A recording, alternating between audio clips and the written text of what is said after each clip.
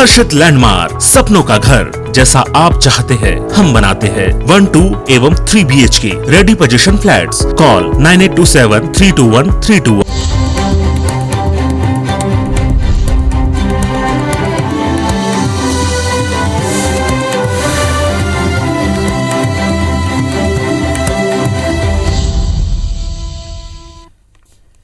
नमस्कार, स्वागत है आप सबका। आप देख रहे हैं मेरा मध्य प्रदेश। मैं हूं पुनीत पाठक। मध्य प्रदेश की खबरें विस्तार से देखेंगे। सबसे पहले उपचुनाव के जंग की बात।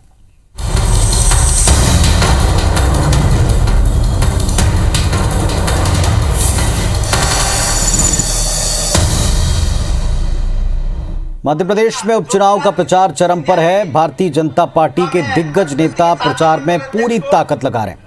बीजेपी के लिए खुद मुख्यमंत्री शिवराज सिंह ने मोर्चा संभाल रखा है। इसी के तहत सीएम शिवराज ने आज पृथ्वीपुर में प्रबुद्ध वर्ग के लोगों से चर्चा की। इसके बाद एक चुनावी सभा को संबोधित किया। इस दौरान बसपा के पूर्व प्रत्याशी नंदराम कुशवाहा ने अपने समर्थकों के साथ बीजेपी की सदस्यता ली। सीएम ने लोगों से पृथ्वीपुर के विकास के लिए बीजेपी को वोट देने की अपील की।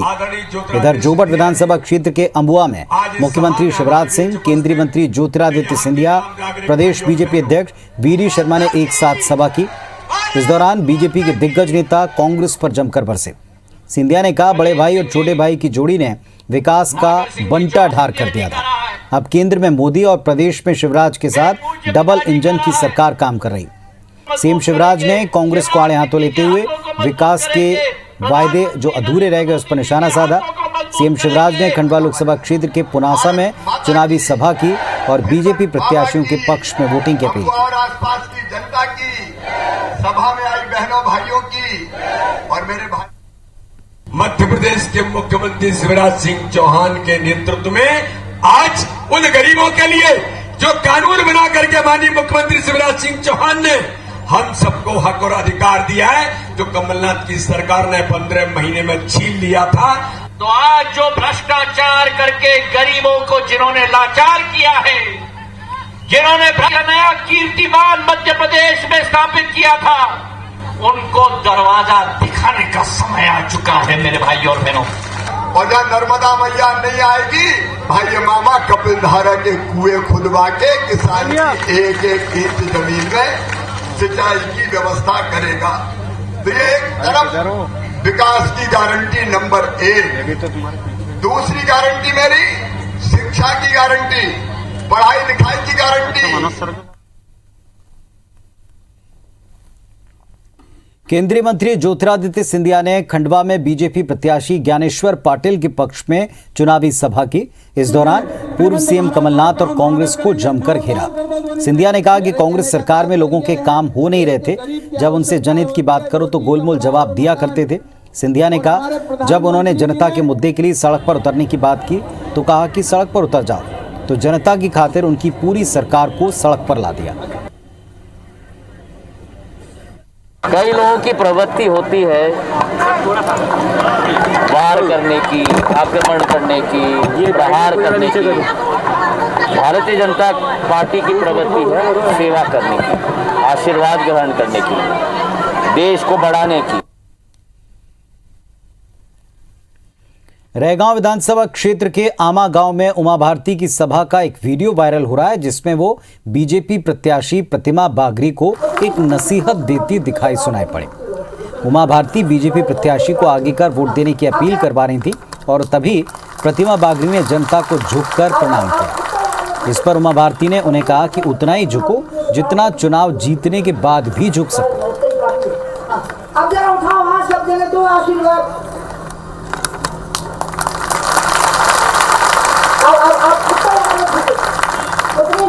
चुनाव जीतने के बाद में भी झुकते रहते। अब जरा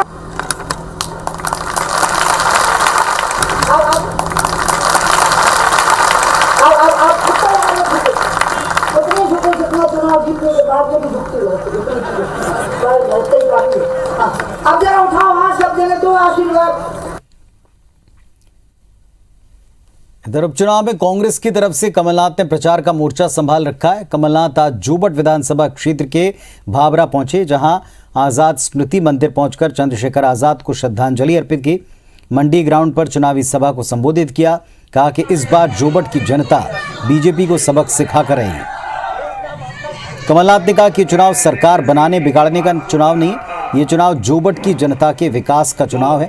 कमलनाथ ने लगातार बढ़ रही महंगाई के साथ पेट्रोल, डीजल और गैस के दाम को लेकर बीजेपी सरकार को घेरा। कमलनाथ ने दिवंगत कलावती भूरिया को याद किया। इधर पृथ्वीपुर विधानसभा क्षेत्र के गिदौरा में कांग्रेस महासचिव और प्रदेश प्रभारी मुकुल वासनिक ने कांग्रेस के पक्ष में सभा की। उन्होंने कहा कि कांग्रेस प्रत्याशी नितिन प्रताप सिंह राठौर में उन्हें पूर्व मंत्री स्वर्गीय विजेंद्र सिंह राठौर की छवि दिखाई देती है। वासनिक ने महंगाई को लेकर केंद्र और राज्य सरकार को घेरा।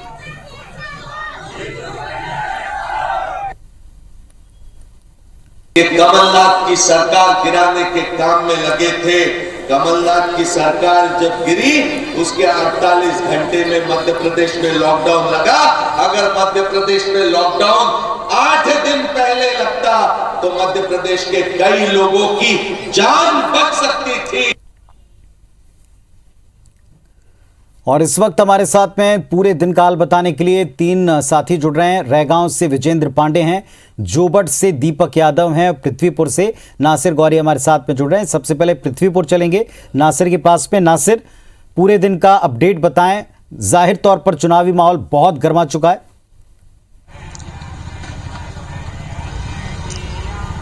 बिल्कुल पुनीत, आज देखा जाए तो जैसे जैसे चुनाव की तारीखें नजदीक आ रही हैं वैसे ही जो चुनाव प्रचार है अपने उफान पर है। और उसी कड़ी में आज देखें तो सीएम शिवराज सिंह चौहान ने सबसे पहले जो अपनी सभा की शुरुआत करी वो पृथ्वीपुर से करी। पहले यहाँ वो प्रबुद्ध जो लोग हैं उनके पास पहुंचे, उनसे मुलाकात की और उसके बाद वो अपनी चुनावी सभा को संबोधित करने के लिए पहुंचे। इस दौरान जो बीएसपी के जो प्रत्याशी थे, पूर्व प्रत्याशी थे, उनके समर्थन में सैकड़ों लोगों ने बीजेपी की सदस्यता ली है। और इसके साथ ही केंद्रीय पूर्व मंत्री हैं उमा भारती, मध्य प्रदेश की पूर्व मुख्यमंत्री हैं उमा भारती, वो भी पहुंची थी, उन्होंने भी सभाएं की। तो कुल मिलाकर देखा जाए तो कांग्रेस और बीजेपी लगातार इस चुनाव को जीतने के लिए एड़ी चोटी का जोर लगा रही है, क्योंकि 25 साल से इस सीट की बात की जाए तो कांग्रेस का कब्जा रहा है। तो अब इस सीट को कैसे हथियाना है तो उसकी पुरजोर कोशिश में यहाँ देखा जाए तो बीजेपी लगी हुई है।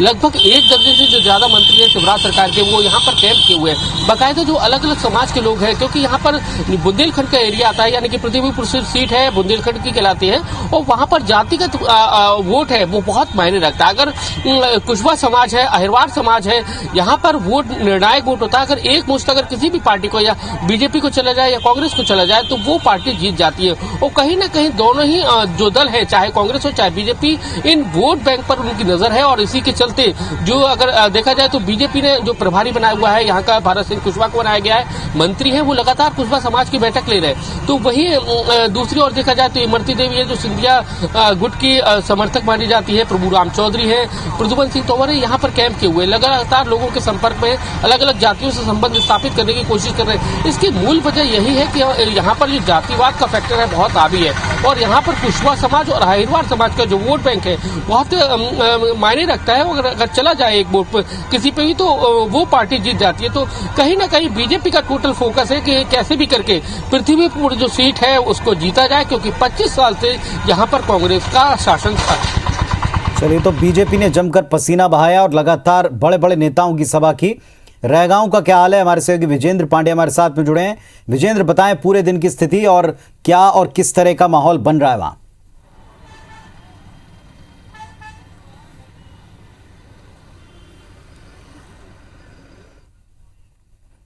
चलिए, हमारे साथ में दीपक यादव जुड़े हुए हैं जोबट से, उनका रुख करते हैं। फिलहाल जोबट में खाट पॉलिटिक्स काफी देखने को मिल रही। दीपक, प्रत्येक गांव में जाकर लोग उन आदिवासियों के बीच में वायदा करने की एक कवायद कर रहे हैं, बताएं हाल।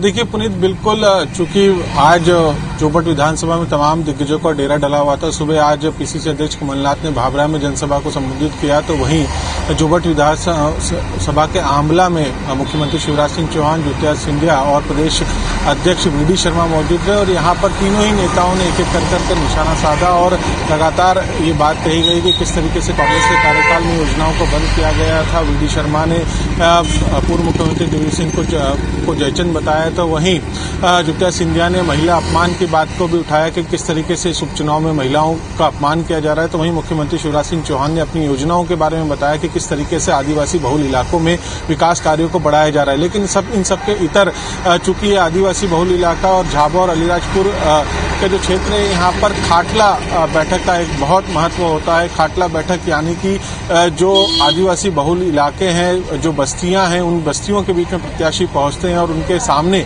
जब वो ग्राम पटेल के साथ में वादे करते हैं, जो वादे किए जाते हैं उसी के आधार पर जीत सुनिश्चित होती है। तो उस खाटला बैठक का भी एक दौर लगातार चल रहा है। हालांकि दूसरी तरफ जो बड़े नेता हैं वो आकर जनसभाओं को संबोधित कर रहे हैं, लेकिन कहीं न कहीं यहाँ पर बीजेपी बाहरी का मुद्दा ज्यादा उछालने की कोशिश कर रही है, क्योंकि महेश पटेल अलीराजपुर से आते हैं, वो स्थानीय नहीं है जोबट के। तो इस मुद्दे को लेकर लगातार भाजपा यहाँ पर कोशिश कर रही है कि इस मुद्दे को और ज्यादा हवा दी जाए ताकि सुलोचना रावत को इसका फायदा मिल सके। ये मुद्दा आज हर बात देखने को मिला। यहाँ पर सुलोचना रावत का भी जो वो उद्बोधन था उसमें भी यही बात निकलकर सामने आई। तो जो स्थानीय नेता हैं वो भी इस तरह के बयान दे रहे हैं।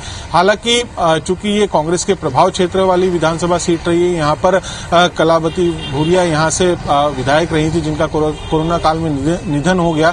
उसके बाद से अगर हम बात करें तो लगातार बीजेपी कोशिश कर रही है कि सीट को किसी भी तरीके से जीत हासिल की जाए। और आज ज्योति सिंधिया ने एक बड़ी बात कही कि सुलोचना रावत को जब भाजपा में शामिल हुए थे तब भी वो चाहते थे कि सुलोचना रावत भाजपा में शामिल हो, लेकिन उस वक्त वो नहीं हो पाया। लेकिन आज वो उनके साथ में है, तो कहीं न कहीं आदिवासी जो बहुल क्षेत्र है उसमें ये मैसेज देने की कोशिश की गई कि सुलोचना रावत के माध्यम से भाजपा ने एक बड़ा अच्छा कैंडिडेट मैदान में उतारा है। और आदिवासी बहुल इलाकों में जो तमाम समस्याएं हैं, शिक्षा की, स्वास्थ्य की और आयुष्मान कार्ड को लेकर भी ये बात कही गई। तो फिलहाल बड़े नेताओं ने अपनी बात कही है, लेकिन सबसे बड़ी बात है पुनीत, चूंकि इस क्षेत्र की बात की जाए तो यहाँ पर खाटला बैठक एक महत्वपूर्ण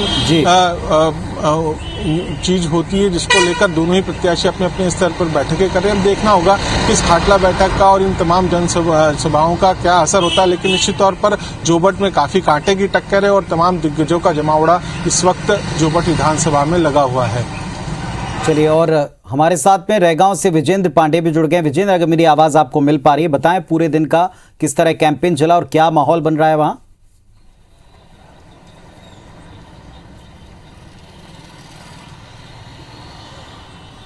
बेशक पुनीत, ये बात सब समझते हैं कि 23 के विधानसभा चुनाव से पहले ये उपचुनाव कांग्रेस बीजेपी दोनों के लिए प्रतिष्ठा का प्रश्न बना हुआ है।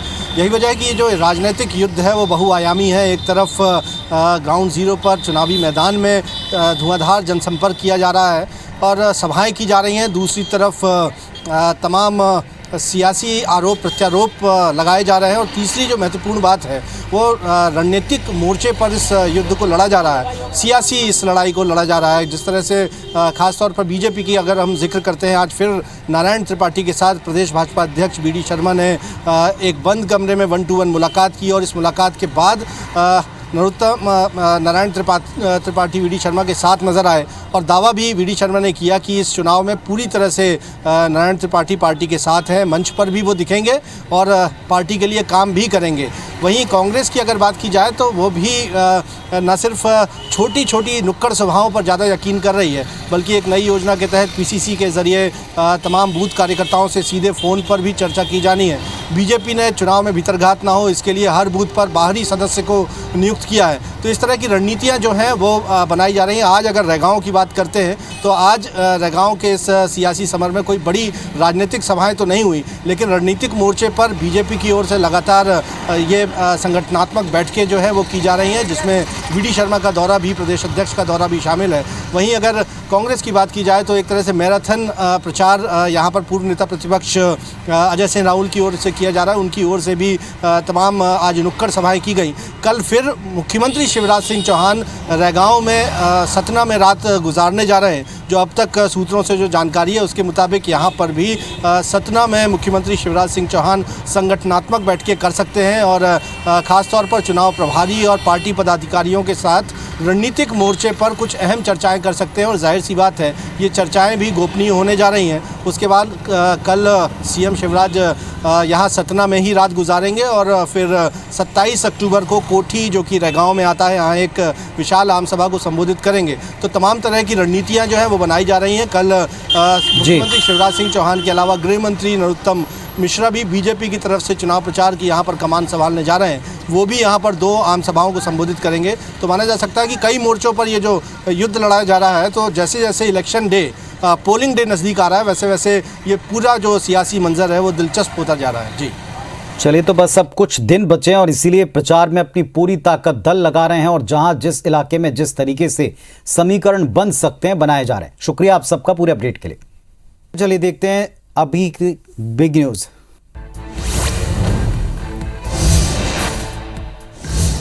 वाराणसी में पीएम मोदी ने आत्मनिर्भर स्वस्थ भारत योजना का शुभारंभ कर दिया। साथ ही 5,179 करोड़ रुपए की 28 परियोजनाओं का लोकार्पण किया। इस दौरान उन्होंने कहा कि देश ने कोरोना महामारी से अपनी लड़ाई में 100 करोड़ वैक्सीन डोज के बड़े पड़ाव को पार किया। बाबा विश्वनाथ के आशीर्वाद और मां गंगा के अविरल प्रताप से वैक्सीन का अभियान सफलतापूर्वक आगे बढ़ रहा है। आर्यन खान ड्रग्स केस की जांच कर रहे समीर वानखेड़े को बड़ा झटका लगा। स्पेशल एनडीपीएस कोर्ट ने रिश्वत के आरोप पर किसी कोर्ट की तरफ से एक्शन न लिए जाने का आदेश देने से इनकार कर दिया। वानखेड़े पर शाहरुख खान के बेटे आर्यन खान को ड्रग्स केस में रिहा करने के लिए 25 करोड़ रुपए की डील करने का आरोप है।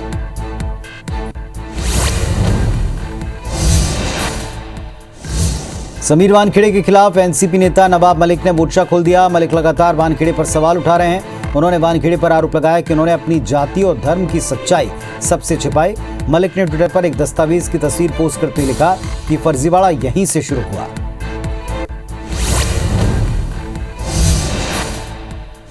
दिल्ली में रक्षा मंत्री राजनाथ सिंह ने बताया कि पिछले 5 साल में हमारा रक्षा निर्यात 334% बढ़ा और अब भारत 75 से अधिक देशों को निर्यात कर रहा है। हमारा निर्यात हमारे रक्षा उत्पादों की गुणवत्ता और प्रतिस्पर्धा का एक मजबूत संकेत है।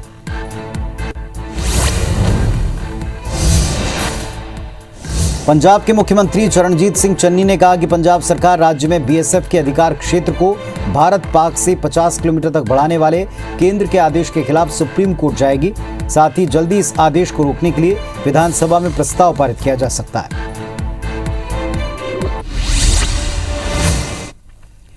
कुछ और खबरें देखते हैं। ओबीसी आरक्षण को लेकर मध्य प्रदेश हाईकोर्ट ने 3 मामलों में बढ़े हुए आरक्षण पर रोक को बरकरार रखते हुए अखिल भारतीय ओबीसी महासभा की याचिका खारिज कर दी। अखिल भारतीय ओबीसी महासभा द्वारा दायर स्पेशल बेंच के गठन के आवेदन को मध्य प्रदेश हाईकोर्ट ने खारिज कर दिया।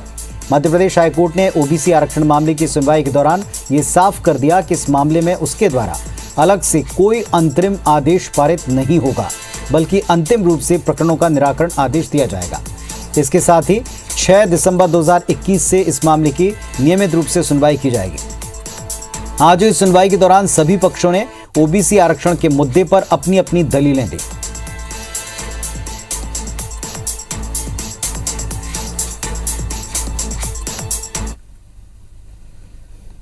भोपाल में आश्रम 3 वेब सीरीज की शूटिंग के दौरान बजरंग दल हंगामे का मामला लगातार तूल पकड़ रहा है। पूर्व सीएम दिग्विजय सिंह ने बजरंग दल को गुंडों का दल कहा। उन्होंने सीएम और गृह मंत्री को लेकर कहा कि जनता अपने पाले गुंडों को कब तक बर्दाश्त करेगी। इस बात पर बीजेपी विधायक रामेश्वर शर्मा ने पलटवार किया। उन्होंने कहा, आश्रम वेब सीरीज बनाने वाले क्या कभी मदरसों पर वेब सीरीज बनाने की औकात रखते हैं? ईद पर जबलपुर में पुलिस पर हमला करने वाले वो क्या थे? राजा साहब, शांति दूत, उस दिन आपकी ट्विटर की चिड़िया क्यों नहीं चेकी?